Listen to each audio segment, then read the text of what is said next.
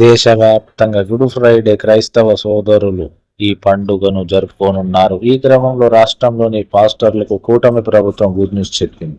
పాస్టర్లకు గౌరవ వేతనం కింద నెలకు 5,000 చొప్పున ఇవ్వాలని సీఎం చంద్రబాబు నాయుడు గారు కీలక నిర్ణయం తీసుకున్నారు. దీంతో రాష్ట్ర వ్యాప్తంగా 8,427 మంది పాస్టర్లకు నెలకు 5,000 చొప్పున గౌరవ వేతనం విడుదల చేసేందుకు సీఎం చంద్రబాబు గ్రీన్ సిగ్నల్ ఇచ్చారు. 2024 మే నుంచి నవంబర్ వరకు ఈ గౌరవ వేతనం విడుదల చేయనున్నారు. ఈ 7 నెలల కాలానికి గాను 30 కోట్లు కూటమి ప్రభుత్వం విడుదల చేసింది. ఈ 7 నెలలకు ఒక్కొక్క పాస్టర్కు 35,000 రూపాయల చొప్పున లబ్ధి చేకూరనుంది. సీఎం చంద్రబాబు తీసుకున్న తాజా నిర్ణయంతో పాస్టర్లు సంతోషం వ్యక్తం చేస్తున్నారు.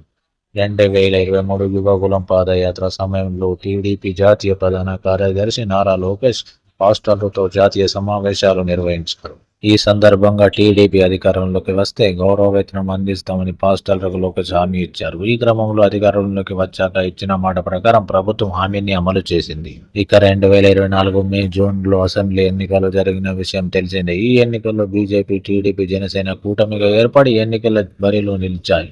దీంతో ఏపీ ప్రజలు ఈ కూటమికి విజయాన్ని అందించారు. దీంతో చంద్రబాబు సారథ్యంలోని కూటమి ప్రభుత్వం కొలువు తీరింది.